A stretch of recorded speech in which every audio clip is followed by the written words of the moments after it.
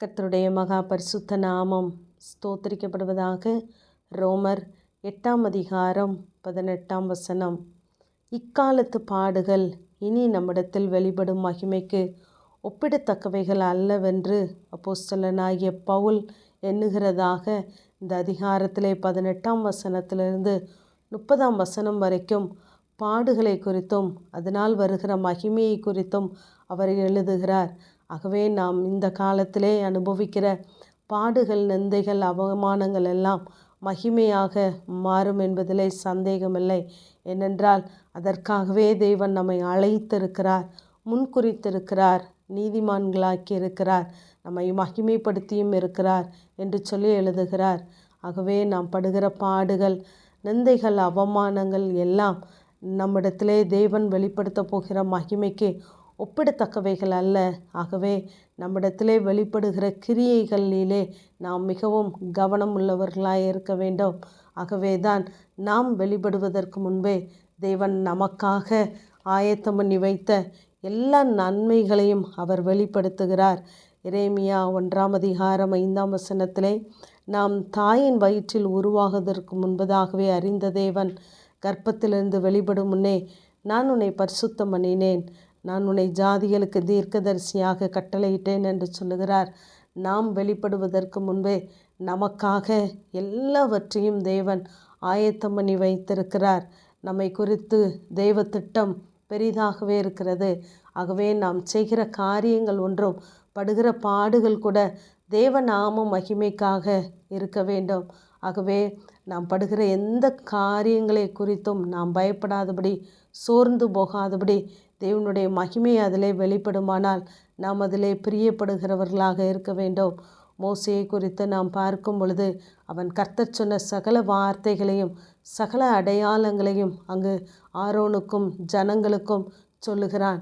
அவன் எகிப்திலே கற்றுக்கொண்டதை அல்ல, தேவனிடத்திலே எதை பெற்று கொண்டானோ அதை ஜனங்களிடத்திலே வெளிப்படுத்துகிறான். இப்பொழுது ஜனங்கள் விசுவாசிக்கிறார்கள். தெய்வ வார்த்தை அங்கு வெளிப்பட்டதினாலே அங்கு தேவன் மகிமைப்படுகிறவராகவே இருக்கிறார். தன் கையினாலே ரட்சிப்பை கிடைக்கும் என்று நம்பின இந்த மோசேதான் தேவன் தந்த கோலை வைத்து அவன் அங்கு தேவனை மகிமைப்படுத்தினான். வனாந்திரம் அவனை உருவாக்கினது, பாடுகள் அவனை உருவாக்கினது. ஆகவே அவன் தன்னை வெளிப்படுத்தாதபடி தன்னிடத்தில் இருக்கிற தேவனுடைய வார்த்தைகளை அங்கு வெளிப்படுத்துகிறான். நம்மை வெளிப்படுத்துவது மகிமை அல்ல, நம்மிலே தேவனை மகிமைப்படுத்துவது தான், அங்கு வெளிப்படுத்துவது தான் மகிமையாக மாறுகிறது.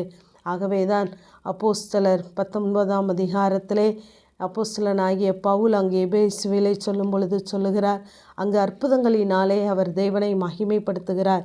இப்பொழுது 18 விசுவாசித்தவர்களில் அநேகர் வந்து தங்கள் செய்கைகளை வெளிப்படுத்தி அறிக்கையிட்டார்கள். இவ்வளவு பலமாய் கர்த்தருடைய வசனம் விருத்தி அடைந்து மேற்கொண்டது என்று வாசிக்கிறோம். அங்கு பவுலினாலே செய்யப்பட்ட அற்புதங்களை பார்த்த அந்த ஜனங்கள் தங்கள் செய்கைகளை வெளிப்படுத்துவதோடு மாத்திரமல்ல, அங்கு அறிக்கையிட்டார்களாம். இதனாலே கர்த்தருடைய வார்த்தை விருத்தி அடைந்தது என்று சொல்லி பார்க்கிறோம். நாமும் தேவனிடத்திலே பெற்றுக்கொண்ட அநேக அற்புதங்கள், அடையாளங்கள் உண்டு. அதை தேவ நாம மகிமைக்காக நிச்சயமாகவே நாம் வெளிப்படுத்துகிறவர்களாய், அறிக்கையிடுகிறவர்களாய் இருக்க வேண்டும். நம்மூலமாய் தேவனுடைய வார்த்தை விருத்தி அடையுமானால், தேவ வசனம் விருத்தி அடையுமானால், அநேக ஜனங்கள் தேவனுக்குள்ளாய் கட்டப்படுவார்களானால் அதுவே நமக்கு மகிமையாக மாறும். ஆகவே நாம் பாடுகளை நினைத்து சோர்ந்து போகாதபடி, அதிலே தேவன் நம்மிடத்திலே எதை வெளிப்படுத்தினார், எப்படிப்பட்ட அற்புதங்களை செய்தார் என்பதை நாம் ஜனங்கள் மத்தியிலே வெளிப்படுத்தும் பொழுது, அறிக்கையிடும் பொழுது அது தேவனுக்கு மகிமையாகவே மாறிவிடுகிறது. ஆகவே நாம் பாடுகளை பாராதபடி தேவ நாமம் மகிமைக்காக நாம் வார்த்தைகளை அறிக்கையிடுவோம். அநேகர் முன்பதாக நாம் நம்மை கிறிஸ்துவின் வார்த்தையை வெளிப்படுத்துவோம். நிச்சயமாகவே தேவன் நம்மிலே மகிமைப்படுவார். ஆமேன். ஜெபம். பிதாவாகிய தேவனே, குமாரனாகிய இயேசு கிறிஸ்துவின் நாமத்தின் மூலமாய் உம்முடைய சன்னிதானத்தில் வருகிறேன். நீதிமானுடைய வாய் ஞானத்தை வெளிப்படுத்தும் என்ற வேத வார்த்தையின்படி கர்த்தாவே, எங்களுடைய வாயின் வார்த்தைகள் எல்லாம் உம்மை வெளிப்படுத்துகிறதாகவே இருக்கட்டும். எங்கள் பாடுகளை நாங்கள் நினையாதபடி தொடர்ந்து உம்மை மகிமைப்படுத்த உதவி செய்யும். இயேசுவின் மூலம் ஜெபங்கேலும் எங்கள் நல்ல பிதாவே. ஆமென்.